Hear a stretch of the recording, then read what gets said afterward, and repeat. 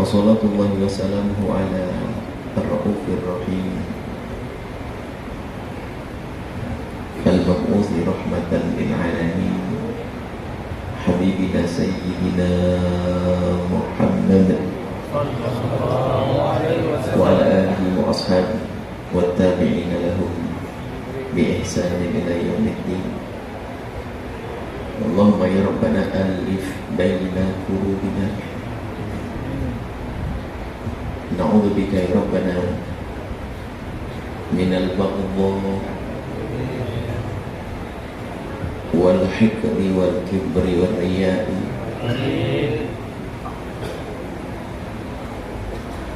Wa nas'aluka ya Rabbana ar-rahmata wal mahabbata fima bainana innaka anta ala kulli syai'in qadir. Ij'alna ya Rabbana minal mutahabbina fik wa minal mutajalisina fik wa minal mutazawirina fik wa minal mutabadilina fika innaka anta ala kulli syai'in qadir. Amma ba'd. Yang sangat kami cintai, kami muliakan para perindu ridha Allah, para pecinta baginda Nabi Muhammad sallallahu alaihi wasallam, dan juga para masyayikh yang hadir yang kami tidak sebut satu demi satu, dan juga Bapak Bupati kita yang hadir dan istimewa. Beliau menghadiri sampai selesai. Sebab biasanya ada datang dan beliau senang bahasanya menyifati tempat ini tempat yang baik. Dan insya Allah kita perlu, insya Allah, orang yang berkumpul di sini baik-baik. Biasanya ada bupati itu nyambut langsung pergi. Ini istimewa. Bahkan makanya tolong biar ketahuan, karena ini akan ditayangkan di seluruh Indonesia, disaksikan. Biar para bupati sama wali kota yang lain tuh tahu kalau hadir pengajiannya Ustaz tuh jangan nyambut dok langsung pergi. Kasih contoh langsung sama beliau, insya Allah. Baik, semoga Allah menjaga beliau dan menjaga kita semuanya. Amin.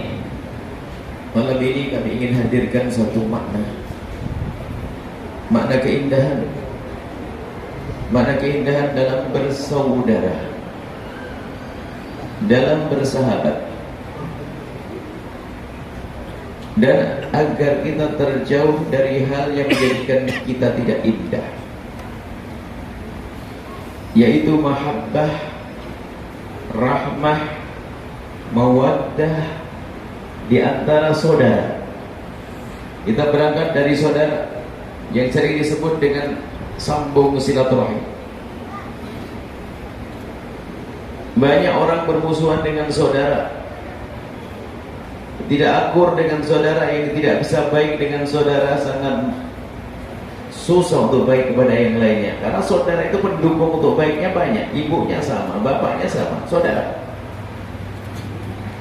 Sehingga orang yang memutus tali persaudaraan itu diancam oleh baginda Nabi, la yadkhulul jannata qati'. Tidak masuk surga orang yang memutus tali persaudaraan. Artinya orang yang memutus tali persaudaraan harus mencicipi neraka. Dan memutus tali persaudaraan menjadi sebab banyak masalah dalam hidupnya, termasuk sempit rizki, susah usaha karena memutus tali persaudaraan. Tapi begitu sebaliknya, barang siapa yang ingin ayyubsatallahu fi rizqihi, barang siapa yang ingin dilapangkan rizkinya, termasuk dilapangkan rizkinya, dipanjangkan umurnya, maka hendaknya dia menyambung tali silaturahim. Tapi jangan sampai motivasi silaturahmi hanya cari duit. Tidak, kita ingin selamat di akhirat. Sebelum kita lanjutkan, tidak usah melihat siapa-siapa, lihat diriku sendiri. Bagaimana urusanku dengan saudaraku? Kenapa aku bermusuhan dengan saudaraku? Dan ini kadang tertipu. Orang yang paling jahat dengan saudara biasanya dia juga yang paling senang umroh. senang puasa Senin Kemis, senang kumpulan dengan majelis zikir, cuman tertipu dia, ternyata dia memutus tali persaudaraan. Karena begitulah hebatnya iblis dan setan yang sudah pengalaman mengganggu anak Adam dari masa ke masa. Maka malam ini akan kita benteng itu setan, kita bikin nangis, tidak bisa memecah belah di antara kita dengan saudara kita. Ayo kita kembali pada saudara kita dengan mahabbah, dengan cinta. Maka dari itu jangan lihat orang lain, lihat diriku sendiri. Bagaimana aku dengan abangku, bagaimana aku dengan adikku. Dan kita harus tahu apa yang dimaksud dengan silaturahmi itu. Nabi menyebutkan dalam hadis sahih, laisal wasilu bil mukafiq. Penyambung silaturahmi itu, kalau kita ingin sambung silaturahmi dengan saudara itu, bukan laisal wasilu bil mukafiq. Silaturahmi itu bukan kita membalas kebaikan orang yang baik sama kita. Bukan di saat adik kita baik sama kita lalu kita balas. Bukan di saat kakak kita baik dengan kita lalu kita balas. Kalau balas kebaikan itu biasa, enteng. Walakinnal wasil, akan tetapi penyambung silaturahmi yang sejati adalah man idza quti'at rahimuhu wa salaha. Barang siapa yang diputus tali persaudaraannya, dijaili, dijahati, justru dia mendekat, ngebaikin dia. Memang ini berat, akan tapi harus kita jalani. Harus kita jalani. Maka langkah-langkahnya kita harus paham bahwasanya silaturahmi itu ada dua. Silaturahmi zahir dengan silaturahmi batin. Kalau orang silaturahmi zahir belum tentu batinnya nyambung ya. Maka yang terpenting ternyata batin. Silaturahmi zahir mah biasa kunjung mengunjungi.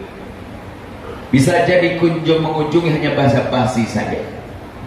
Anda pernah mendengar atau bahkan mungkin Anda pernah berkata, yuk ke rumah paman, nggak enak, takut keduluan, cuman gitu saja. Keduluan tidak enak, bukan karena dia rindu untuk sambung silaturahmi.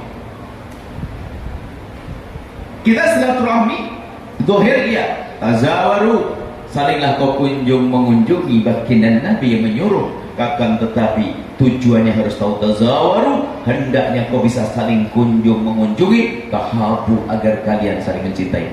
Tujuannya menghadirkan cinta dengan saudara. Tahadu, salinglah engkau berikan hadiah.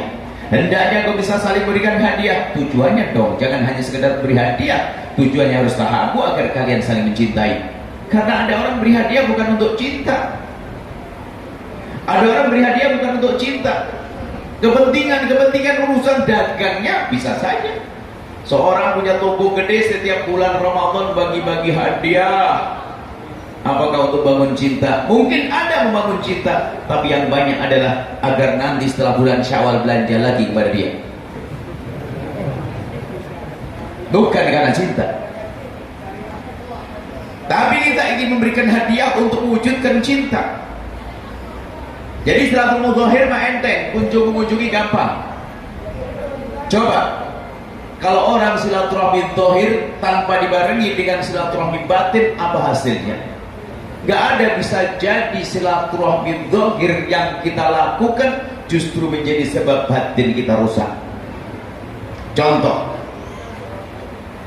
silaturahmi keluarga besar Pak Haji siapa? Seorang haji punya keluarga besar. Silaturahmi, perkumpulan, silaturahmi nyembelih kerbau, sapi kan banyak sapi tadi kelihatannya.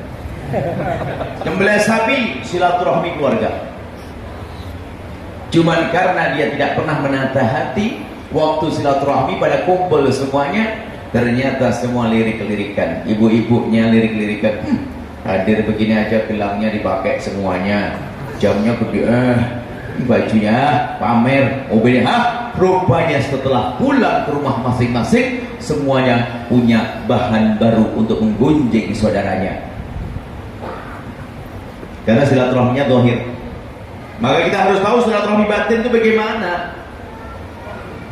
Sederhana, silaturahmi batin adalah silaturahmi hati sebelum kita silaturahmi zahir. Pastikan Anda sebelum datang ke rumah paman, sebelum bertemu dengan beliau saudara, sebelum ketemu adik, Anda sudah bisa memulai dengan silaturahmi batin. Anda mendoakan. Jadi Anda jangan kunjung ke rumah siapapun, jangan Anda beri hadiah kepada siapapun, kecuali Anda sudah memulai di tengah malam mendoakan. bukan, mendoakan silaturahmi batin. Anda ingin ke rumah paman, ya Allah, aku besok mau ke rumah pamanku, ya Allah, berikan kepada pamanku segala kebaikan, ya Allah. Jangan kau tampakkan kepadaku segala yang tidak baik, ya Allah. Angkat derajat pamanku, ya Allah. Doakan terus, baru besok datang ke tempatnya. Ini harus kita mulai dari mendoakan saudara. Bukan sekedar mengunjungi, tidak membuahkan hasil kalau tidak dibarengi dengan niat. Dengan panjatan doa di saat sebelum bertemu, itulah pembersih hati yang sesungguhnya. Kalau Anda belum bisa mendoakan di saat berpisah, di saat kita masih di rumah masing-masing, kalau belum bisa mendoakan, bohong kalau dia silaturahmi menyambung hati sungguhnya. Nggak ada. Doain tidak pakai modal saja nggak bisa kok.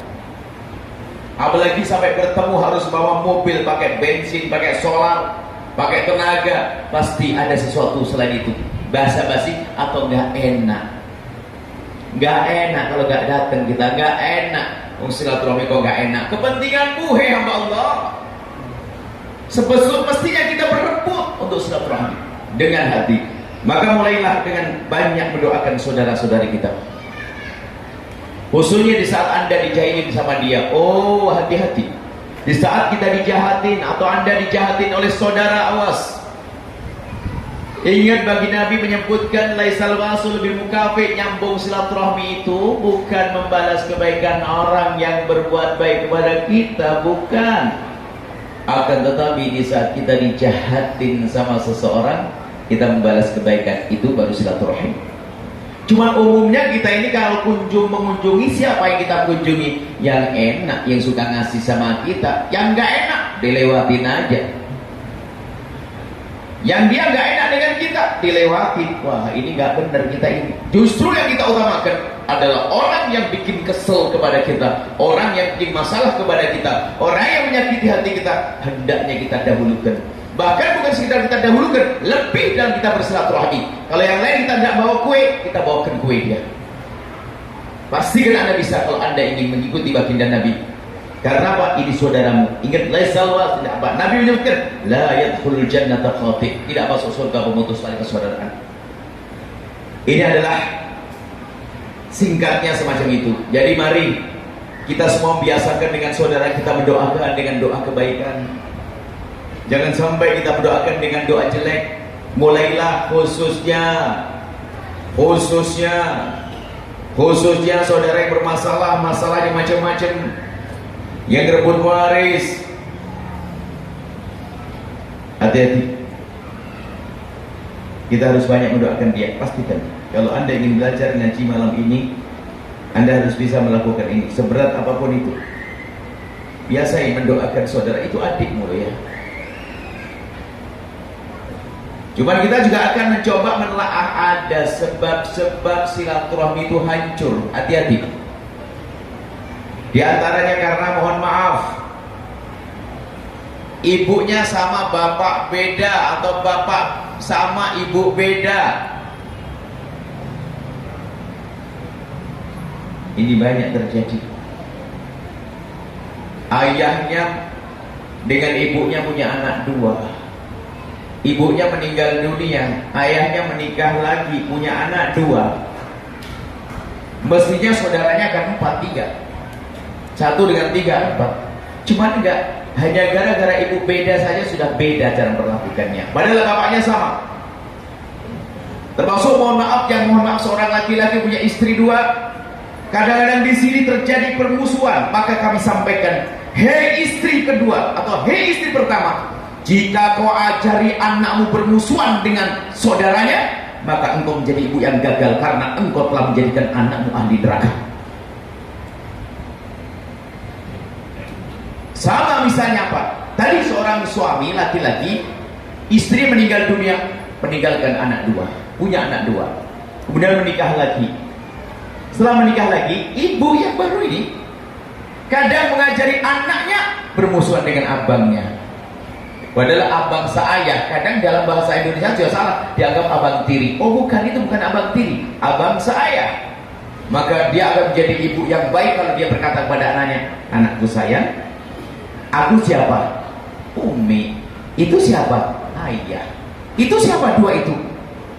Ya, itu adalah abangmu. Biarpun umurnya beda, tapi dia adalah ayahnya sama dengan kamu sayang. Kamu harus baik dengan dia. Maka kalau anda seorang ibu mendidik anak semacam ini, ibu berhasil. Maka anda akan rugi jika anda ajari anak anda memusuhi saudaranya. Tapi yang banyak ibu-ibu mengajari anaknya bermusuhan agar masuk neraka. Hati-hati, makanya perlu kami ingatkan hal yang semacam ini. Banyak, sampai kita sering mendapat pertanyaan yang aneh-aneh. Sampai anak pertama, anak dari istri pertama, ibunya meninggal dunia. Kemudian ayahnya punya istri, menikah, punya istri, punya anak. Setelah itu ayahnya meninggal dunia. Anak dari istri pertama seolah-olah ditiadakan. Allah, na'udzubillah. Ini banyak kejadian gara-gara ini. Gara-gara ibu beda atau ayah beda. Mungkin seorang anak tidak setuju waktu ayahnya menikah dengan perempuan itu. Karena faktor kecemburuan, biarpun itu juga tidak dibenarkan. Ingat saja, dia nggak setuju ayahnya menikah lagi waktu ibunya meninggal dunia. Karena cemburu. Setelah menikah lagi punya anak, nggak boleh dimusuhi. Anak lahir sudah dipilih oleh Allah. Tapi coba, setan senang main di sini. Banyak permusuhan gara-gara ini. Tolong renungi semuanya. Yang punya permasalahan yang seperti ini segera benar hati. Jangan mau masuk neraka, hai hamba Allah. Ajari anakmu, wahai ibu yang solehah, agar baik dengan saudaranya biarpun ibunya beda, tapi ayahnya sama. Atau sebaliknya, anda sebagai seorang bapak, ajari anak anda baik dengan ibunya, ya, dengan ayahnya, dengan saudaranya biarpun bapaknya beda. Mungkin seorang laki-laki menikah dengan seorang perempuan. Perempuan itu sudah punya anak 2. Kemudian setelah itu, setelah dinikahi tambah lagi anaknya 2. Berarti kan saudaranya 4. Bapaknya beda, jangan diajari permusuhan. Ini diantaranya. Jadi bahan renungan ini nanti. Di antaranya lagi sebab permusuhan adalah warisan. Ini harus kita sebutkan sebab paling banyak. Warisan. Na'udzubillah, kalau sudah rebutan warisan ini, Masya Allah, dialah perebut waris adalah ahli neraka yang berjalan di atas bumi. Kalau orang merebut waris saudara, itu telah melakukan 3 dosa sekaligus. 1 saja cukup untuk masuk neraka, apalagi 3. Yang pertama adalah mengambil hak saudaranya, jahat dia. Yang kedua, memutus tali persaudaraan, jahat dia. Yang ketiga, nyakiti ibu bapaknya karena dia telah menyakiti adiknya, maka dia durhaka kepada orang tua. 3 dosa gede. Maka kalau ingin tahu ahli neraka yang berjalan di atas bumi, lihat tuh dia orang yang berebut waris. Na'udzubillah, rebutan waris. Hati-hati rebutan waris. Kalau sudah bicara rebutan waris, tidak pandang apakah orang kaya atau orang melarat. Sebab yang gede adalah iblisnya, yang gede setannya. Yang gede setannya, iblisnya, bukan orang kaya saja yang berebut waris. Hamba Allah, orang fakir melarat, punya kursi, patah kaki sama dikerobek pun jadi bahan permusuhan. Yang penting aku masuk neraka jahanam. Lihat. Dan tidak pandang apakah itu orang alim atau orang bodoh. Orang alim ternyata seorang ustadz meninggal dunia punya anak 2. Ustadz muda berantem rebutan kantin pondok, kantin daya. Naudzubillah. Itu semua adalah setan yang membisikkannya. Tidak selesai-selesai karena apa? Targetnya masukkan ke neraka jahanam. Anda tak usah melihat orang lain, akan tapi lihat diri kita sendiri. Jangan-jangan problem itu pada saya. Bahkan kadang ciri orang yang suka merebut warisan itu kadang malah orang yang paling banyak ibadahnya, yang paling alim kadang-kadang. Masya Allah, hebat setan menggoda mereka. Kita sering menemukan problem-problem semacam itu. Masya Allah, luar biasa. Yang paling rajin umrah nih, yang paling rajin ibadah, ternyata dia berebut waris, ahli neraka yang berjalan di atas bumi. Urusan waris, hati-hati. Kami sampaikan, kalau di rumahmu ada pembagian waris, yang pertama hendaknya waris segera dibagi, jangan ditunda lama-lama. Kalau ditunda lama, setan yang membisikkan. Semula lama nggak ada masalah, cuma karena lama tidak segera dibagi, setan membisikkan. Sehingga di saat salah satu dari mereka cuma bertanya begini, "Bang, rumah ibu kenapa?" Belum selesai nanya sudah dibentak. Nggak tahu kenapa waris kok panas. Memang ada setannya yang detik. Hati-hati, ahli neraka banyak gara-gara warisan. Padahal harta waris kalau Anda ambil dengan benar sesuai dengan aturan waris, itu akan menjadi harta yang sangat penuh berkah. Kenapa? Itu dicari oleh orang tuamu dengan peras keringat, dengan niat untuk muliakan sang anak.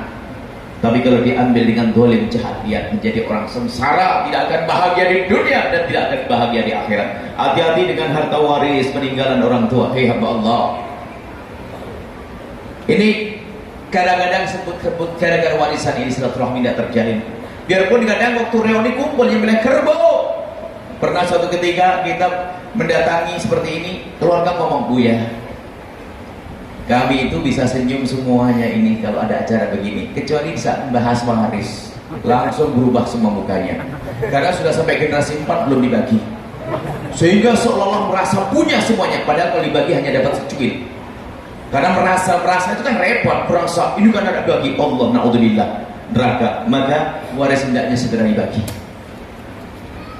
Yang kedua, di dalam pembagian waris pastikan Anda menjadi orang yang paling lembut dan paling pasrah kepada syariah.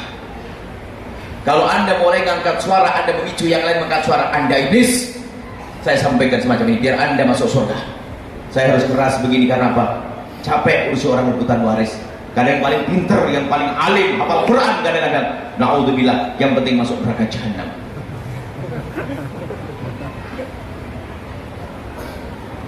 Mungkin ada yang kaget nih, Buya kalau di ceramah di televisi lembut, hari ini serem. Hari ini serem, memang lagi serem, memang apa bahasa serem, horor nih. Masya Allah. Rebutan waris, naudzubillah, tolong.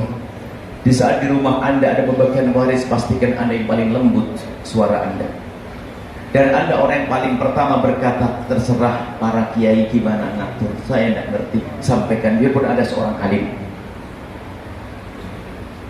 Harus begitu.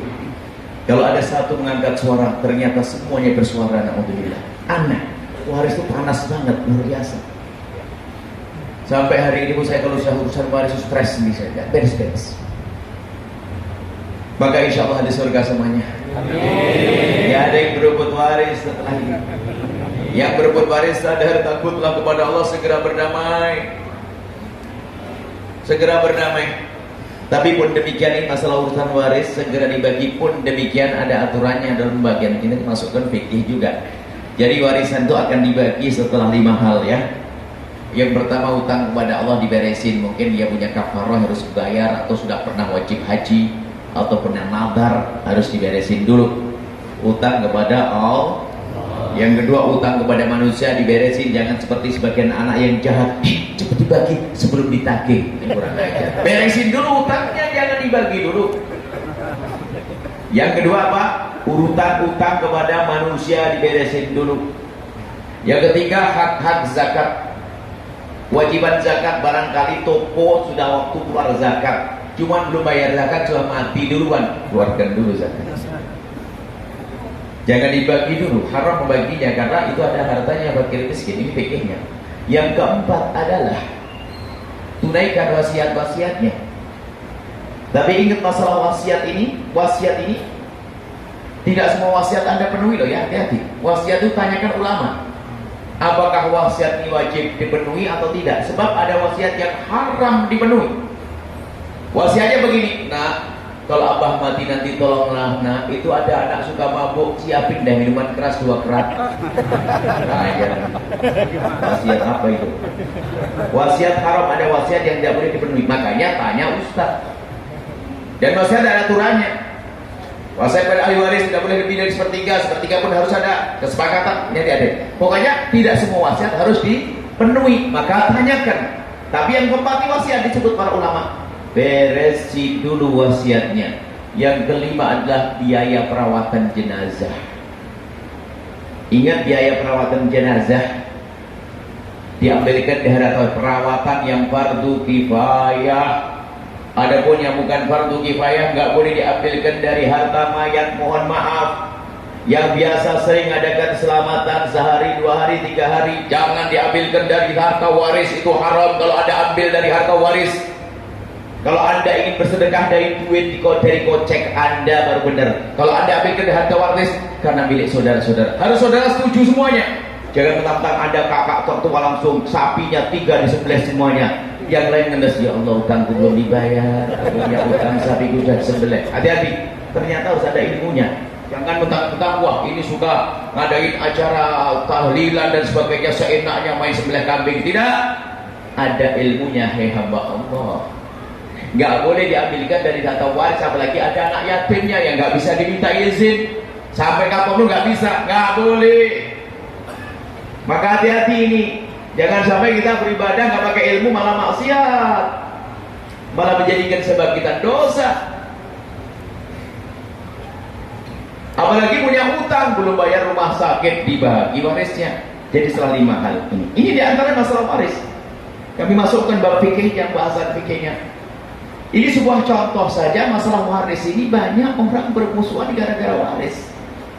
Maka sudah kasih kami kunci. Pokoknya di saat dalam rumah keluarga Anda ada pembagian waris, maka jadilah Anda orang yang paling lembut dalam bertutur kata.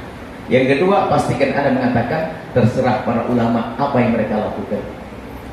Setelah itu indah, setelah itu Anda yang paling pasrah.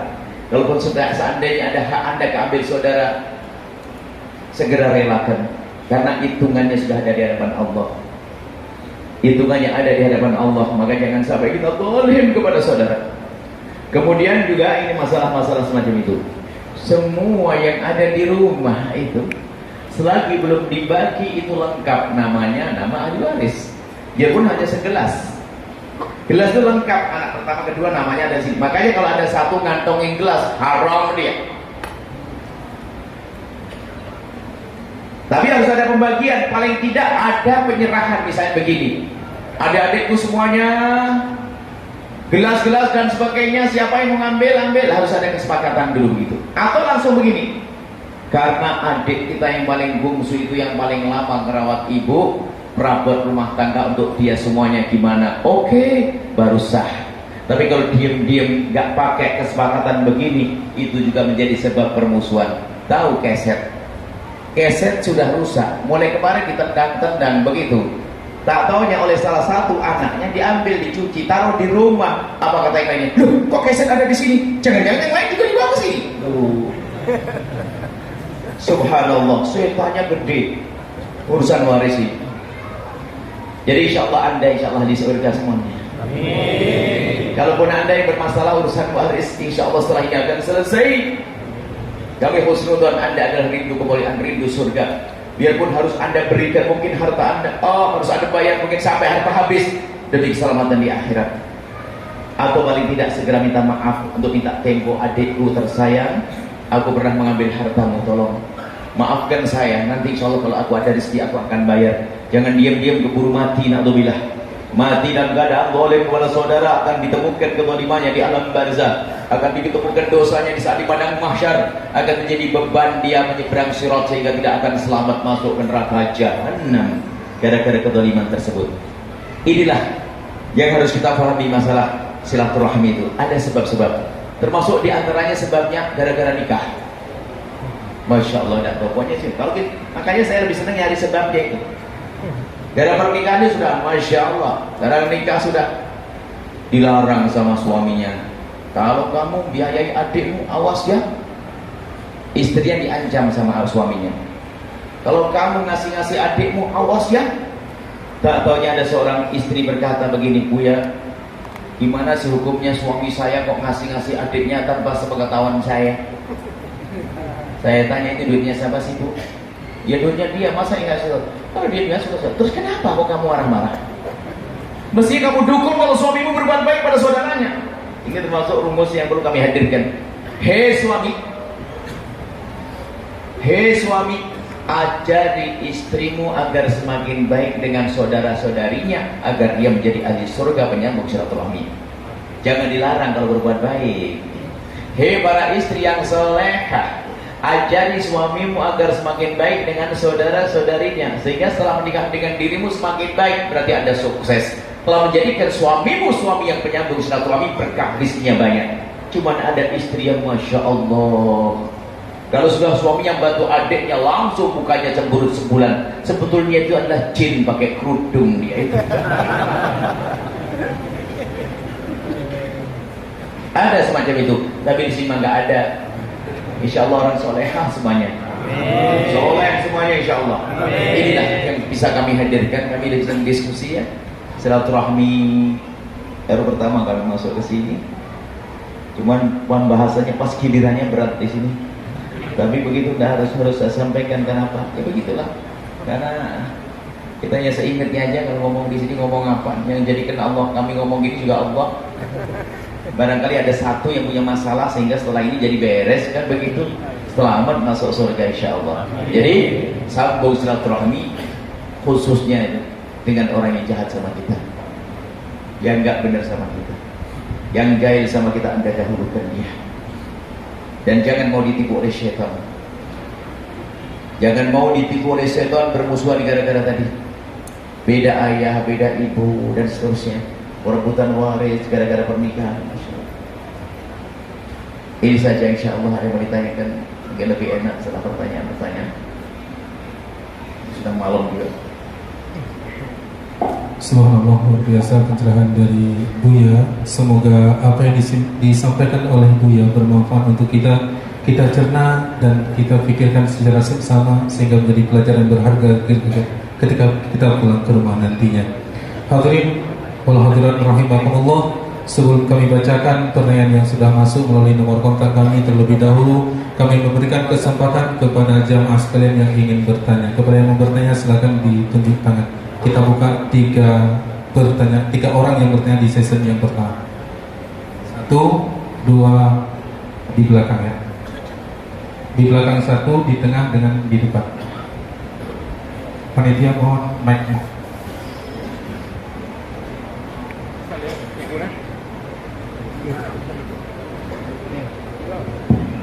Sesuai yang mengangkat, yang angkat jangan dibegal ya.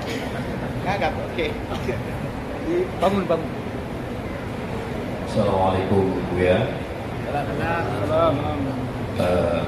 Kadang kita ketika beribadah datang ria, kita hilangkan ria, datang ujub.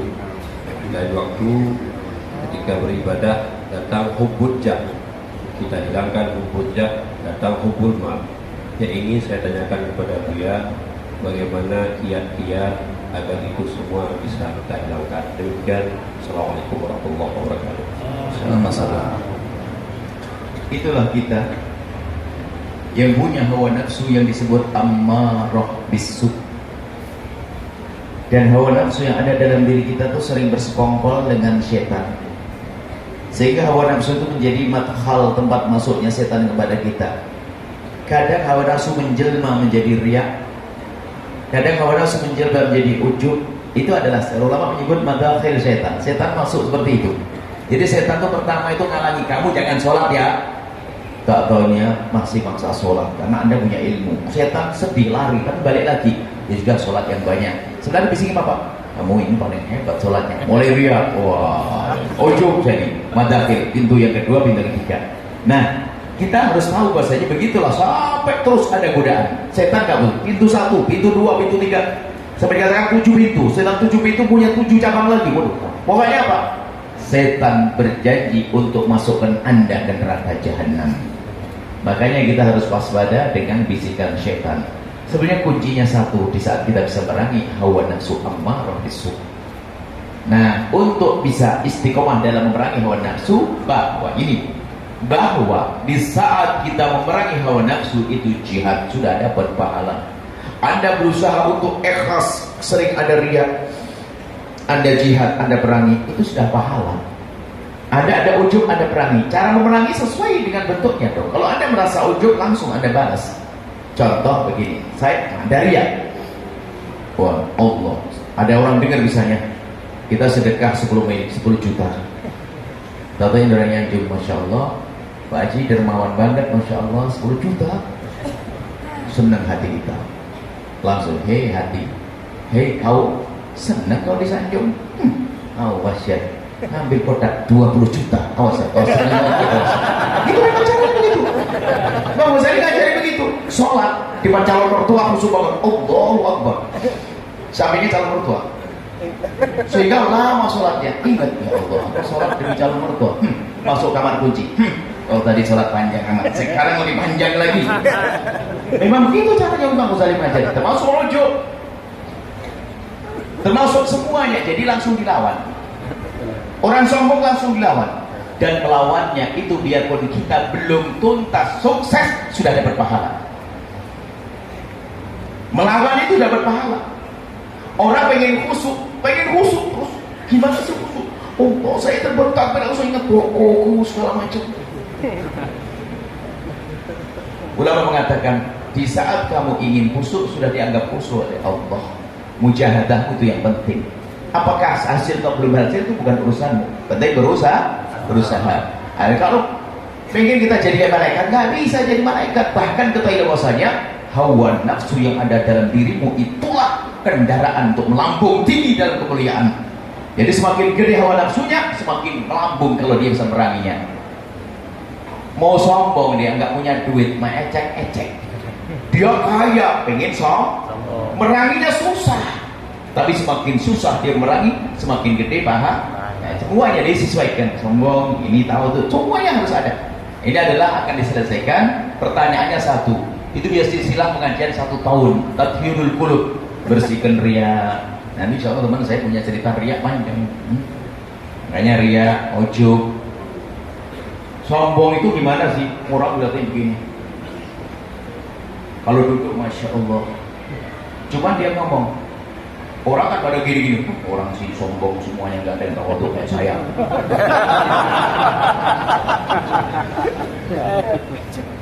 Nah ini begitulah hati-hati, makanya penyakit hati. Makasih, jadi itu harus ada ilmunya, ilmu tasawuf, ilmu membersihkan hati, itu proses panjang. Riya, kita ada silsilah pengajian riya. Sebelumnya kalau saya kasih pengajian riya itu untuk saya, bukan untuk Anda. Saya merangi riya saya merangi ujub saya, dan seterusnya. Baik, ada itu. Cukup insya Allah seperti itu ya Ustaz. Masya Allah ya akhi Aziz. Seperti itu. Baik. Assalamualaikum warahmatullahi wabarakatuh. Assalamualaikum. Muliakan Buya dan guru-guru kami, muslimin muslimat jamaah yang berbahagia. Buya tadi cerita tentang bermusuhan dengan keluarga. Kita jamaah ini mungkin sudah memaafkan, ingin bersilaturahmi, tapi saudara kita itu yang nggak mau maafin. Itu gimana ceritanya? Karena mereka juga nggak ngaji. Baik, Terima kasih. Assalamualaikum warahmatullahi wabarakatuh. Sama jawabannya dengan yang pertama. Tugas Anda adalah meminta maaf semaksimal mungkin. Bukan urusan Anda setelah itu dia memaafkan atau tidak. Asalkan Anda sudah serius, Allah Maha tahu Anda serius. Sampai digambarkan satu riwayat, kalau ada orang tidak memaafkan, nanti akan dikasih tahu. Hei, lihat ke itu istana. Istana untuk siapa ya Allah? Itu istana untuk siapapun memaafkan. Kalau memaafkan dia, kau dapat istana. Ibarat begitu. Jadi yang khawatir nanti dengan Allah Maha Kasih. Maka tugas Anda adalah serius meminta maaf. Nah serius itu yang perlu kita paham. Dan gimana sih serius? Sudah terserah lah, yang penting saya sudah minta maaf. Itu nggak serius. Anda yang minta maaf karena Anda berarti pernah bersalah. Anda minta maaf ke dia, tidak dimaafkan. Anda melalui orang lain. Anggap saja begini loh ya. Seorang raja memutuskan akan dipenggal lehermu. Tapi Anda punya jalan untuk bisa mencari link. Pamannya, budenya, tetangganya. Anda mesti datang nih demi keselamatan Anda. Sama serius dalam minta maaf seperti itu. Gak cukup. Udah yang penting aku WA salamnya dan udah gitu. Anda datangi dia. Dia nggak maafkan saudaranya, bibinya. Kemudian Anda doa setiap malam terus.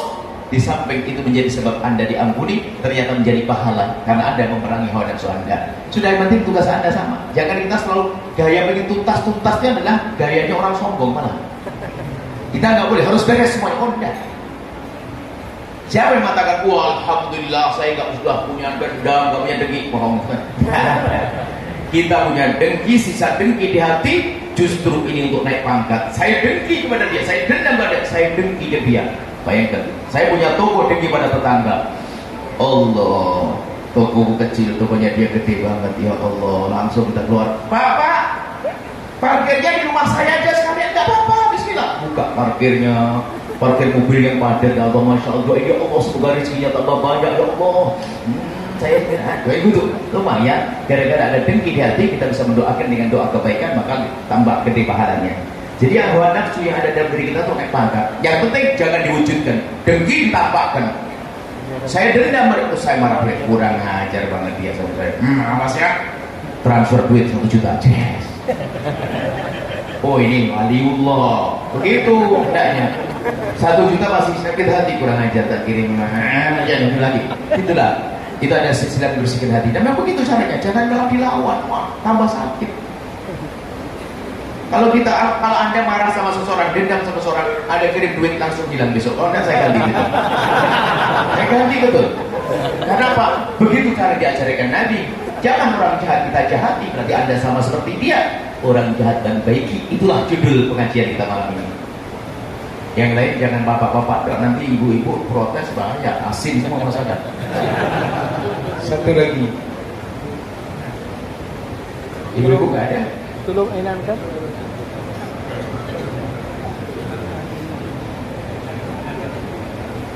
Assalamualaikum warahmatullahi wabarakatuh. Buya yang saya muliakan, Bapak Bupati dan Bu kita, Abismi yang dimuliakan Allah, hadirin yang dirahmati Allah SWT.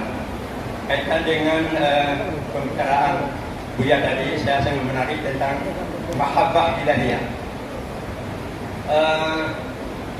Ini kebetulan sudah mulai tahun Hok dan tahun Hak, ya. Artinya tahun-tahun politik, di mana sering membicarakan hal-hal yang pernah diingatkan oleh Al-Quran. Jangan saling mengolok, jangan saling hindar, sehingga kadang-kadang terjadi di tahun-tahun politik ini. Ketika Nabi mengatakan bahwa di kiamat nanti ada orang yang rugi, pahit, dalam arti tidak ada amal sama sekali. Ketika dikaji bahwa amalan ketika kita bicara kepada orang yang salah, itu penggeseran amalan. Kemudian karena penggeseran amalan kita kosong. Setelah kosong, lalu kita taubat. Kemudian kita minta maaf sama orang-orang yang nggak bersalah. Apakah dosa sudah terampuni? Kemudian yang kedua, apakah pahala yang pernah digeser oleh Allah SWT kepada orang yang pernah taubat dan sebagainya dikembalikan atau bagaimana caranya? Ini perlu pencerahan dari Buya. Yang kedua menyangkut dengan harta warisan. Ini memang sangat-sangat merasuk pada kami yang Buya sampaikan. Mudah-mudahan ini menjadi inspirasi bagi seluruh masyarakat yang mendengar, dan kaitan ada juga beberapa petinggi-petinggi agama. Ini sangat-sangat kami berterima kasih kepada Buya. Terima kasih. Kami kembalikan. Assalamualaikum warahmatullahi wabarakatuh. Assalamualaikum warahmatullahi wabarakatuh. Memang betul. Makanya termasuk akhir-akhir ini kajian atau ceramah yang sering kami angkat adalah bagaimana menghilangkan kebencian dengan saudara. Ribut gara-gara 01, 02. Yang 01, 02 nya sudah besanan, rakyatnya masih berantem misalnya. Kadang-kadang seperti itu. Ini kan kebodohan. Sebetulnya bukan karena 01, 02, karena karakternya karakter pendendam, pembenci. Sebetulnya orang yang suka ribut 01, 02, tanya, dia ribut sama istrinya sering. Memang dia wataknya jelek, gak usah bicara masalah politik. Karena memang hati, dan kita dilatih dengan permusuhan. Pemilihan presiden kita harus berantem, pemilihan gubernur berantem, pemilihan bupati gubernur, pemilihan lurah gubernur berantem, pemilihan lurah berantem, pemilihan bupati berantem, sampai pemilihan pengurus masjid berantem. Karena memang hati rusak, makanya yang perlu harus membersihkan hati kita. Itu yang kita bahas termasuk di antaranya. Sama saudara berantem. Orang hebat itu akan bisa memberikan sesuatu pada orang lain hadiah, dia pun bukan sanak kerabat. Sekarang sama saudaranya dia mengambil hartanya, mana mungkin dia bisa berbuat baik dengan orang lain? Inilah Muhajirin dan Ansor, nggak ada sanak, nggak ada kerabat.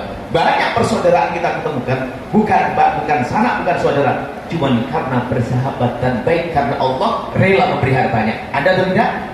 Banyak. Nggak usah sama saudaranya berantem, buru-buru mau ngasih hadiah kepada saudaranya, buat temannya. Tak mungkin. Makanya yang Anda tanyakan itu adalah selama ini yang kita angkat. Problem luar biasa.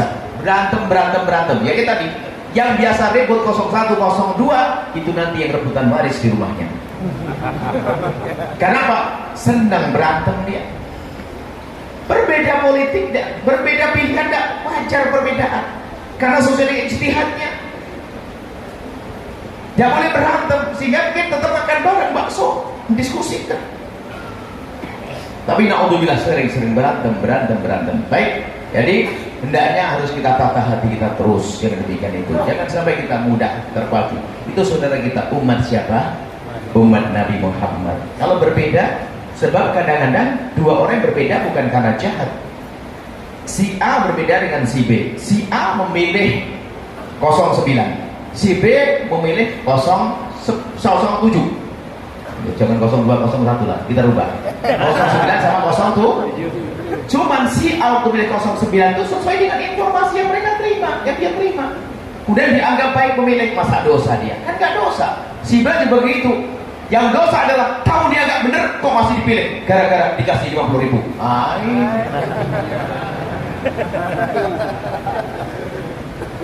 Yang dikasih ini bodoh dan dia jahat, yang ngasih sama. Nah ini itu loh.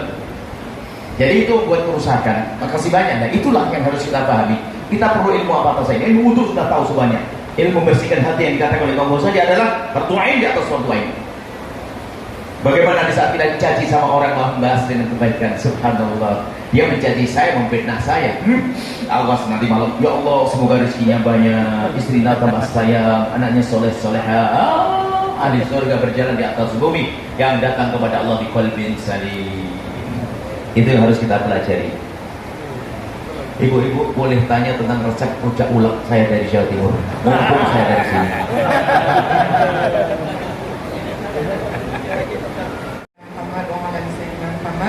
Semoga Buya beserta keluarga dan Abi beserta keluarga dalam lindungan Allah Subhanahu wa taala. Baik Buya, yang ingin saya tanyakan satu hal Buya. Bagaimana sejauh mana seorang istri boleh mengingatkan atau menegur suaminya jika suaminya tergelincir dalam kesalahan?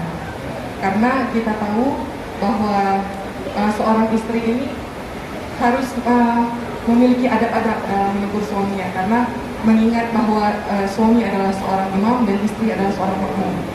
Mungkin Buya boleh memberikan cara mengingatkan suami supaya sang suami tergerak hatinya. Contohnya saja Buya, misalnya ketika seperti yang Buya jelaskan sebelumnya bahwa silaturahmi sangat penting, tapi saat sang istri mengingatkan kepada suami bahwa silaturahmi kepada keluarga intinya seperti ibunya, saudaranya itu penting, tapi tidak digubris. Ya, mohon pencerahannya. Terima kasih. Baik, yang pertama ibu yang soleha. Ini uritu anna aktsara ahlin nari an-nisa. Nabi pernah menyebutkan bahwasanya aku diperlihatkan bahwasanya yang paling banyak di neraka adalah perempuan. Kemudian disebutkan li'annahunna yukthirna syikata wa yakfurna al-'ashir, karena perempuan itu adalah banyak ngeluh dan enggak terima kasih sama suami. Awas bapak, jangan ketawa habis ini giliran Anda. Jangan macam-macam. Yang punya mic saya, giliran Anda saya habis ini. Itu ketawa nih. Ibu yang soleha itu memang para ulama menyebut ini adalah hadis, apa istilahnya, hadis ismah, hadis penjagaan bagi perempuan. Ini kasih sayang baginda Nabi kepada perempuan, ya, agar tidak masuk wilayah ini. Sebab ya, kalau ibu ini bukan, Nabi kan nyebut banyak perempuan di neraka, tapi Nabi tidak mengatakan kamu ahli neraka, gitu loh Bu. Ada suami dulu. Apakah Nabi ngomong kamu masuk neraka? Enggak kan? Jadi tidak usah terlalu pusing dengan itu. Jadi Nabi menyebutkan bahwasanya banyak ahli neraka itu perempuan. Lalu dikasih tahu, ditanya Nabi kenapa kok banyak perempuan masuk neraka, dikasih tahu sebabnya. Dan ini paling penting. Alhamdulillah dikasih tahu, kalau tidak dikasih tahu kepecebur. Makanya terima kasih ya Rasulullah, Alhamdulillah sudah kau kasih tahu. Contohnya begini Bu, Ibu senang enggak? Bu, banyak orang kecebur kolam di sana, kepleset, Ibu jangan lewat sana. Ibu marah, kenapa kok kamu bilang sana? Kalau Anda marah berarti Anda nggak paham ya, dikasih petunjuk. Mestinya paling sering, makanya hadis ini ada hadis kasih saya untuk perempuan. Yang dengar pasti selamat, yang nggak dengar tergelincir, apalagi yang kritik hadis ini. Yang paling senang dengan hadis ini selamat, kenapa? Yuktirnal ashir, yuktirna syikata, banyak ngeluh. Wa yakfurnal ashir, nggak terima kasih. Nah, ngeluh itu macam-macam kisahnya. Ngeluh itu adalah menyiksa, dikit-dikit nggak terima kasih. Ngeluh itu pokoknya bikin susah pada suami. Sudah bagus motor kurang bagus, sudah ini kurang terus. Dan satu paket itu, yakfurnal ashir. Tapi Nabi tidak menyebutkan Anda. Ibu tidak usah khawatir. Ibu ini kan paling patuh kepada suami, ahli surga. Lembut pada suami, ahli surga. Cuma ada laki-laki ahli neraka. Ada Bu ahli neraka. Jangan dianggap perempuan dong. Yang dolim kepada istri, nggak kasih nafkah. Kalau nggak kasih nafkah karena dia nggak mampu karena sakit, nggak ada masalah. Dolim, Nabi menyebut dia orang gila, dolim. Siang hari dipukuli, malam digauli. Ada hari ini laki-laki bodoh mukul istrinya, Masya Allah. Tadi disebutkan oleh penanya yang sebelumnya, orang atadruna manil muflis, tahukah kamu siapa orang bangkrut? Bangkrut apa? Enggak punya amal di akhirat. Yati awal kamati bisolatin, bazakatin, basyawin. Datang di hari kiamat katanya ahli ibadah. Suami laki-laki ahli ibadah. Ustaz, wah khusyuk ibadahnya. Puasa Senin Kemis banyak. Tapi sama istrinya, kalau ngomong cerkat-cerkit, kadang mukul. Nah, inilah contohnya. Bro, jangan dianggap perempuan tok yang diingetin. Memang Nabi gak adil. Nabi juga ngingetin laki-laki biar kita selamat, Bu, bukan ibu tok. Bukan yang diselamatkan Nabi hanya ibu tok, enggak. Tapi bapak juga diselamatkan ada. Dolim wa qadara bahadha wa syatama hadha wa khadama hadha wa qadama hadha. Ada laki-laki, ini laki perempuan sama di situ. Telah memukul si fulan, habislah pahalanya. Istri dipukul. Anda pernah coba? Ibu yang solehah, laki-laki baik itu tidak akan mukul istrinya biarpun istrinya layak dipukul. Ibu pernah dengar pernah melihat laki-laki mukul istrinya? Bu, pernah lihat tak laki-laki mukul istrinya? Gila enggak dia? Ada orang mana? Orang sini. Berarti yang mukul laki-laki yang dari sini. Tobat Pak, tolong Pak. Tidak pantas laki-laki mukul istri. Mencaci ya. Tadi kata ibu loh, ibu ingat loh. Awas tidak begitu. Dolim mana tidak boleh. Laki-laki hebat tidak melakukan itu. Nanti ibu, bapak kalau memang kesel banget sama istri Pak, spesial mata dengan saya, Buya punya tip bagaimana naklukkan istri. Dan ibu-ibu nanti, dia punya kajian khusus ibu-ibu nanti tuh. Saya punya tip bagaimana naklukkan suami. Gampang sih, naklukkan suami itu gampang. Ya, jangan bantah. Jangan, pokoknya indah deh nanti ini saya kasih. Nantilah. Jadi nggak begitu. Jadi ibu, itu adalah jawaban dari ibu. Karena kadang-kadang baca hadis ini langsung kebayang dia di neraka. Ya kalau anda kurang ajar sama suami, ya neraka. Karena suami adalah harus kau utamakan dari siapapun dari bangsa manusia. Imammu yang ada di rumahmu, imammu yang ada di rumahmu muliakan suamimu. Yang tidak bisa muliakan imamnya, rendah dia. Tapi seorang imam harus ngerti dong. Dia ngayomi suami, nggak pernah ngayomi istrinya, nggak benar dia. Baik, ini adalah tentang pertanyaan ibu. Jangan dianggap yang diingatkan oleh Rasulullah yang dikasih petunjuk hanya perempuan. Nabi adil, laki-laki juga diingatkan. Banyak riwayat tentang laki-laki. Sampai imam adil itu laki-laki, yang tidak adil, imam fajir laki-laki. Banyak imam laki-laki. Banyak bu. Jadi kalau baca hadis jangan pakai marah. Berarti jangan-jangan kita malah neraka marah hadis. Ada satu hadis, banyak hadis-hadis kalau membacanya kita dengan prasangka buruk kepada Nabi itu bahaya sekali. Nabi itu sayang dengan kita. Bahkan kalau kita perhatikan itu kasih sayang pada perempuan. Ada lagi satu hadis coba. Ini kaum liberal, wanita yang feminis dan sebagainya, itu suka mencaci Nabi hadis. Ada satu hadis. Jika ada seorang laki-laki, tidak ada ar-rajul imra'atahu ila firasyi. Jika ada seorang laki-laki mengajak istrinya ke atas ranjang, kemudian sang istri kok nggak mau, lalu sang suami bata ghadbanan, malam itu marah, apa kata Nabi? La'anatul malaikatu hatta tusbih. Malaikat mengutuk perempuan tersebut sampai pagi. Saya dengar tulisan, saya baca tulisan satu perempuan. Urusan begini aja pakai malaikat. Dikit-dikit main kutuk, yang ngomong perempuan. Ajib. Saya kira dia perempuan paling bodoh. Kenapa? Justru saya menganggap hadis ini hadis yang paling indah untuk perempuan. Waktu saya jadi guru cinta, saya kadang jadi guru fikih, guru tasawuf, kadang guru cinta. Di saat saya bicara guru cinta, saya memahami hadis ini, hadis yang paling indah untuk perempuan. Coba Anda amati para bapak-bapak, ibu-ibu. Jika seorang wanita diajak suaminya kemana? Bukan ke atas ke laut lawan ombak, bukan ke atas gunung, tapi kemana? Ke atas ranjang, tempat yang paling indah. Coba, bukan suruh mikul beban berat di pundaknya, di atas ranjang. Coba ke atas ranjang, tempat paling indah kan? Nah kok nggak mau? Malaikat mengutuk. Nah ini kok marah perempuan? Ini ada menemukan sih. Justru ini adalah hadis paling indah untuk perempuan. Suruh di atas ranjang, dadanya cantik. Cuman saya mengamati ada hadis begini, kok begini ya bunyi hadisnya. Cuman kami mengamati sambil melihat kejadian, Bu. Di alam nyata ini, perempuan diajak ke atas ranjang, kemudian menolak. Lalu Nabi kenapa malaikat mengutuk sampai pagi.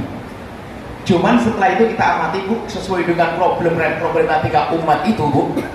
Ternyata memang banyak wanita itu, mohon maaf, bukan Anda.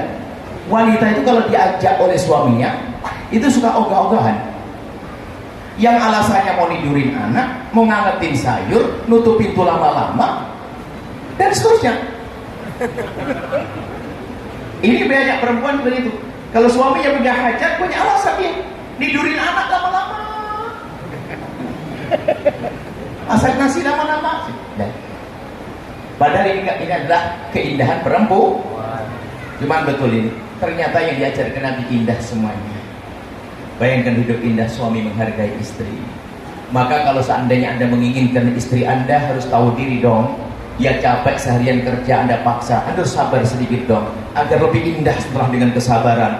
Istri lagi demam, Anda paksa juga nggak boleh. Nah ini semuanya kan keindahan yang saya ajarkan. Baik, ini adalah masalah yang pertama tadi, panjang kisahnya. Ya, yang kedua apa tadi? Gini ibu yang soleha, mengingatkan suami wajib dong. Cuma kalau Anda mengingatkan suami, harus Anda melalui dua hal. Pertama, Anda yakin suami Anda salah, terserah salahnya apa. Lakukan yang pertama adalah kebenaran tidak harus Anda ucapkan saat itu. Itu perlu syaratnya. Maksudnya kalau mengingatkan suami perlu waktu yang tepat. Jadi kebenaran tidak harus Anda ucapkan saat itu. Pas suami salah langsung ingetin, emosi, dilempar gelas. Anda harus pandai, kebenaran tidak harus Anda ucapkan saat itu. Anda waktu tunda dulu, Masya Allah. Suamiku sama adiknya kok Masya Allah kasar banget. Jangan Anda ngomong saat itu, dia berhujat. Nanti Anda lagi makan enak, lagi makan mie apa tadi? Mie kok? Enggak, mie apa? Mie kocok, apa namanya? Mie enak. Mie apa aja itu? Habis makan enak, kemudian apa? Setelah itu lagi bang, gitu loh. Jadi kebenaran tidak harus ucapkan saat itu. Ada pilih waktu yang tepat. Sebab kadang kita tuh semangat merubah itu kadang nggak pakai aturan. Kamu begitu, maaf, udah. Itu berlaku lagi dengan perempuan. Kita perlu tempo yang tepat. Yang kedua, kebenaran tidak harus diucapkan oleh lisan Anda. Jangan soal menyelesaikan masalah. Bisa jadi Anda minta tolong pada orang yang bakal dengarnya. Atau mohon maaf Bu, ini ibu yang soleh, Anda kirim surat cinta yang indah. Tidak harus dengan sudah bilang assalamualaikum suamiku tercinta, kau adalah imamku di rumah ini, surgaku adalah melalui kamu ya Allah suamiku, aku bangga dengan kamu panjang lebar 1 lembar. Ujungnya mohon maaf bang, aku akan menyampaikan suatu tadi apa, abang jangan marah. Titik. Kalau abang marah, stop, jangan baca dulu, merah, stop. Panjang. Terakhirnya, abang, aku pengen abang itu baik sama adik-adik abang. Adik abang kan saya dengar ceramah guru-guru kalau motor saya nggak pengen abang masuk neraka, sambil gambar apa namanya? Air mata itu aja. Tahulah pokoknya itu panjang lebar. Anda lempar ke mejanya, tapi jangan kelihatan muka Anda. Kalau kelihatan muka Anda nanti marah, emosi dengan Anda karena sebelumnya sudah marah. Ada intip dari jendela, dia buka, bahasanya cinta. Selama ini tidak pernah bikin surat cinta kayak begini, bolak-balik, baca bolak-balik, masya Allah. Itu termasuk trik. Tapi sebelum Anda menulis surat, Anda sholat hajat dulu dong. Kita sering mengajak orang tidak mengandalkan Allah, mengandalkan kehebatan kita, itu kebodohan. Kalau Anda ingin ingatkan seseorang, sholat malam dulu dong, sholat hajat. Saya perlu mengingatkan suamiku, sholat, minta pada Allah, ya Allah, aku akan kirim surat untuk suamiku. Atau dengan cara melalui orang yang bisa dipercaya, tapi hati-hati, jangan-jangan malah dia marah. Misalnya Anda langsung ngomong ke kami, ya suami saya gini, saya besok minum kopi sama saya, ngomong, saya bisa masuk halus tanpa harus ngomong istrimu ngadep ke saya. Wah, ini Ustaz kurang ajar kan domba namanya. Baik, seperti dia soleha, ini pertanyaan penting banget. Memang kadang istri gak berani ingatkan. Kemudian sisi lain ya Allah, kalau Anda ingin selamat, pastikan pasanganmu berani mengingatkan kamu. Jangan bikin takut. Ada suami mengingatkan istri Bu, masya Allah, diingatkan diam, nggak tahu diam dengar atau enggak, yang jelas cemberut seminggu dia. Diam nggak diingatkan, dek, yang jangan begitu, ya, cemberut seminggu. Apa yang terjadi? Suaminya kalau mengingatkan lagi takut, daripada cemberut seminggu, mending biarin deh masuk neraka. Sama, ingat wahai suami, kalau istri mengingatkan kamu jangan dibikin takut. Ada suami kalau diingatkan suami langsung marah, banting pintu, pergi. Ada atau tidak? Naudzubillah. Akan tapi jadilah rumah tanggamu dengan kunci sederhana ini, hidupmu agar bahagia. Ingat, 2 hal kuncinya. Jadikan dalam hidupmu, catat tulis yang gede, mudah mengingatkan dan mudah diingatkan.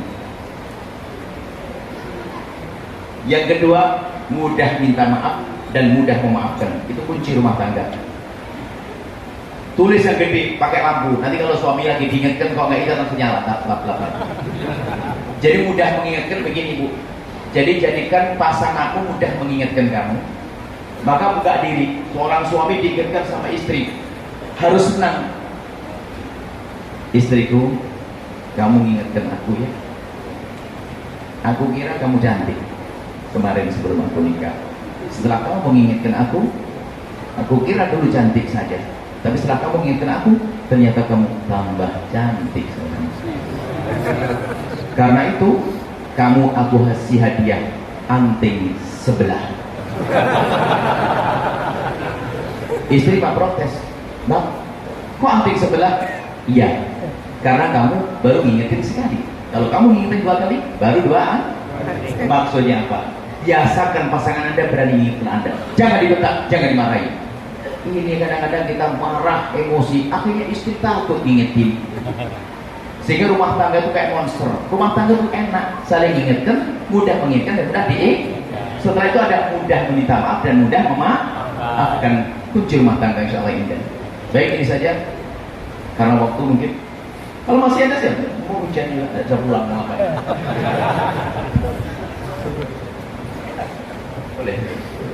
Baik, kita bacakan pertanyaan yang sudah masuk dengan apakah kami. Yang pertama Bu ya, ini menarik juga pertanyaannya. Bagaimana caranya agar para istri ridho dipoligami oleh suaminya? Karena di Aceh ini Bu ya, pada umumnya para perempuan itu ataupun istri-istri alergi dengan hukum poligami, bahkan ada yang menentang dan menganggap laki-laki yang berpoligami itu dipandang hina. Baik. Seorang wanita, kami sampaikan,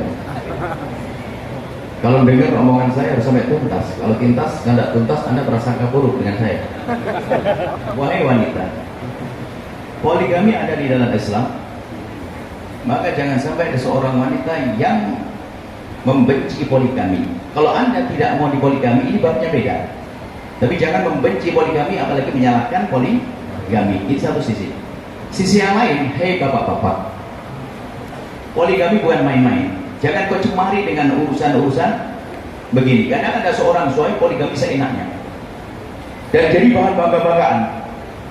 Setiap ketemu orang, mobilnya 2, istri cuma 1, rusak orang belum. Ini kurang ajar. Poligami bikin main-main. Poligami itu adalah untuk tujuan. Kalau ada, bukan main-main. Harus adil juga. Ada nih istrinya kalau di Gunung Nakno sudah.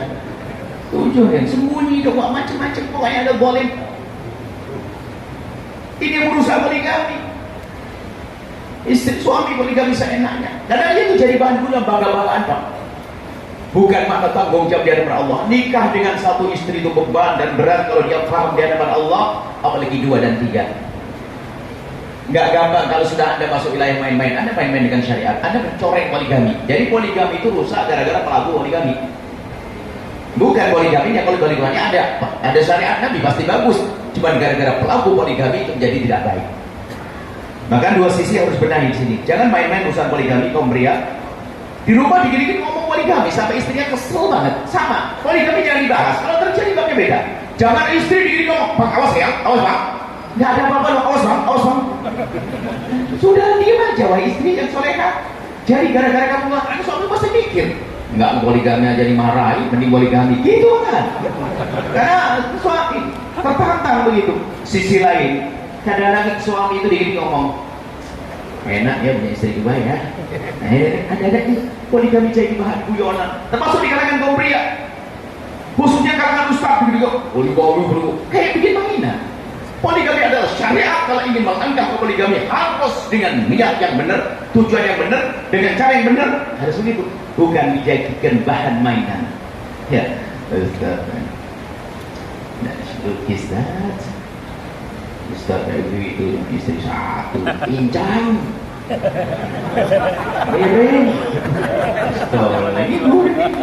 Bukan begitu, jangan bikin guyonan poligami sama Allah. Anda bisa poligami, tapi teman Anda belum tentu bisa. Jangan aja urusan begini. Sunnah Nabi. Hei, nikah dengan 1 istri saja ada yang haram kok, apalagi 2 atau 3. Nikah 1 istri ada haram loh hukumnya. Yang orang menikah tapi dolim kepada istri haram, apalagi nikah 2 dan 3. Jangan saya sunnah. Sunnah mana Nabi pernah melakukan? Iya, tapi belum tentu buatmu adalah hal yang baik. Poligami ada tanggung jawab sama Allah. Belum lagi tanggung jawabnya apa tadi? Urusan waris yang kita sebut tadi, urusan anak dan sebagainya. Banyak kisahnya. Tapi tetap wahai ibu, poligami adalah ada. Tidak usah Anda menentang sampai grup penentang poligami. Hati-hati. Kalau Anda menentang syariat Allah, Anda urusan dengan Allah. Anda dipung dengan kebalikannya. Yang Anda tidak suka, Allah timpakan kepada Anda dengan cara yang tidak baik. Paling enak mintalah, ya Allah, berikan yang terbaik untukku. Pokoknya apapun yang terjadi bahagia deh, gitu aja. Suami istrinya 1, alhamdulillah bahagia. Ya. Kalau sudah terlanjur katanya suaminya menikah lagi, tetap minta bahagia. Ya Allah, suamiku sudah menikah lagi, tapi tetap yang beri kebahagiaan adalah Engkau, berikan baru kebahagiaan. Semuanya begitu mintanya ya. Hati-hati ya, harus sudah cukup. Jangan bapak-bapak main poligami. Saya nanya, ibu-ibu jangan gampang ingkar poligami, karena poligami ada syariat Nabi Muhammad SAW. Cuman kaum pria jangan main-main. Itu syariat. Jangan rendahkan syariat gara-gara perilaku kita. Baik saja, insyaallah. Allah Akbar.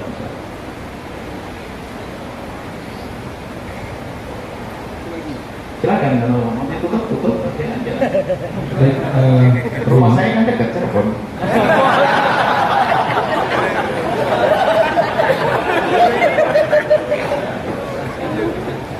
Ini Buya pertanyaan dari kaum remaja Bu ya. beliau adalah seorang remaja yang terkadang labil dengan iman yang naik turun. Nah, bagaimana caranya agar iman itu tetap konsisten dengan keadaan remaja yang cukup labil? Saya bacakan satu lagi Buya dari saudari kita di Banten yang juga pada malam yang berbahagia ini menyimak acara kita pada malam yang berbahagia ini. Baik, ada maksud labil begitu mungkin godaan-godaan. Kami tahu mungkin urusan syahwat, gejolak syahwat dan sebagainya. Syahwat itu kan Nabi sudah mengajarkan, kalau orang syahwatnya bergolak, maka hendaknya dia memperbanyak puasa. Dan sebab lebih banyak ingat kepada Allah, maka syahwat itu akan mudah hilang. Coba ada yang berkata, enggak Buya, syahwat saya puasa atau bangkit terus? Pertanyaan. Maka dua, syahwat yang disebut Nabi adalah syahwat yang datang kepada kita tiba-tiba. Syahwat yang datang pada kita tiba-tiba, maka begitu mudah kita tolak, kita sering datang tiba-tiba.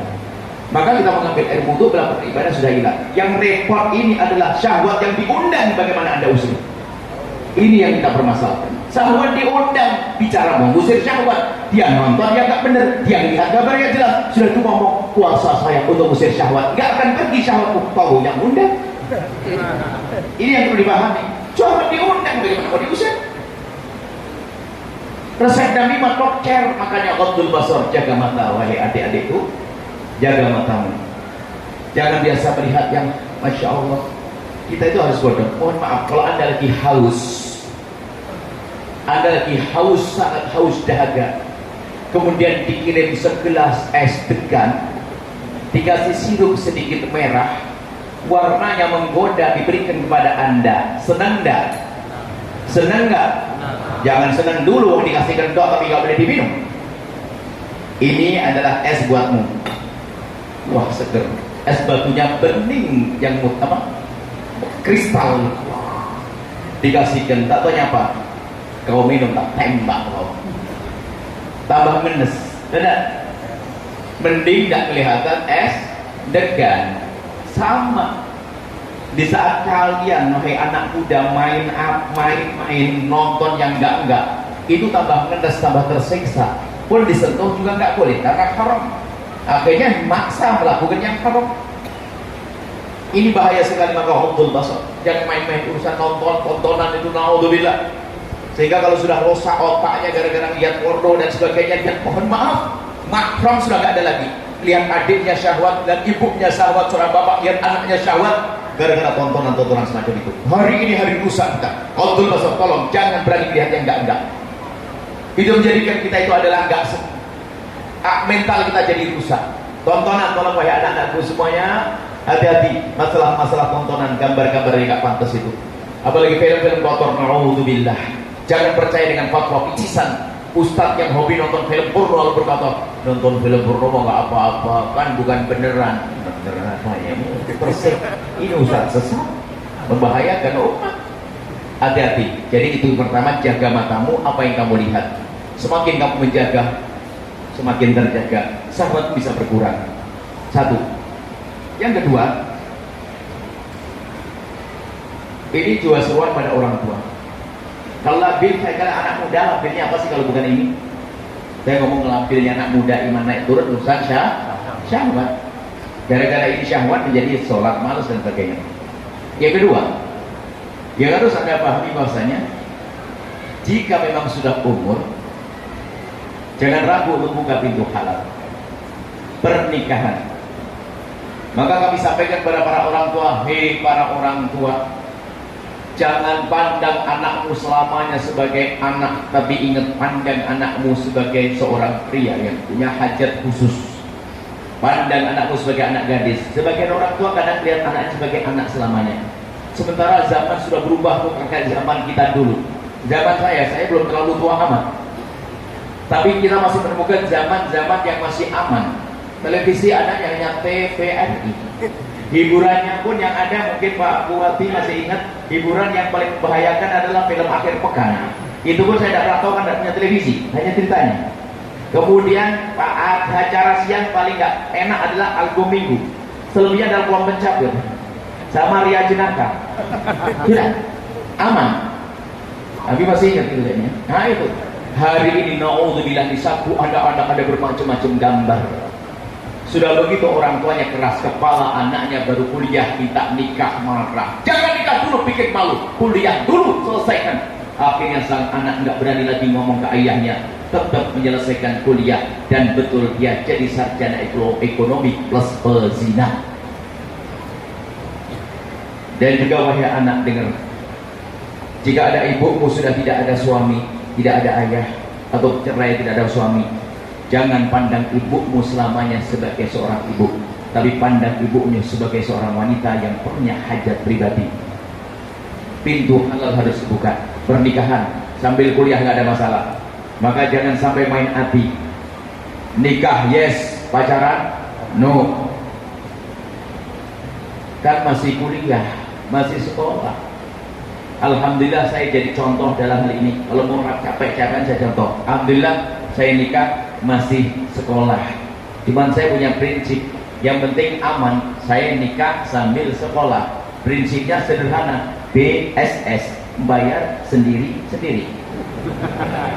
Mertua nggak nuntut, istri nggak nuntut, aman. Yang penting halal. BSS. Siapa takut? BSS. Nikah yes, pacaran itu baru hebat, berani, cemen, takut, maunya yang haram. No, itu mungkin yang bertanya di mana tadi, di Tangerang. Jadi takutlah kepada yang halal, ya kan semacam itu. Dan seorang orang tua permudahlah urusan pernikahan anakmu hari ini. Cuman ketemu pasangan yang benar, sehingga saling mendukung. Sebab waktu anak tidak menikah makan, waktu menikah juga sama. Jatahnya sudah ada. Jangan sampai liar, naudzubillah, berzina, naudzubillah. Hari ini begitu mudahnya. Sebuah laboratorium cerita dalam 1 bulan ada 3 kasus, 4 kasus. Anak umur 12-13 tahun dipikir sakit emah. Ternyata setelah masuk laboratorium, ternyata terbukti positif hamil. Naudzubillah. Kalau sudah hamil bukan zina sekali. Agar tak bisa berkata, naudzubillah. Semoga Allah menjaga Anda semuanya. Yang punya hajat nikah dimudahkan dalam urusan pernikahannya. Yang pernah meleset zina diberi taubat dan dibencikan pada zina. Allah muliakan kita semuanya. Baik.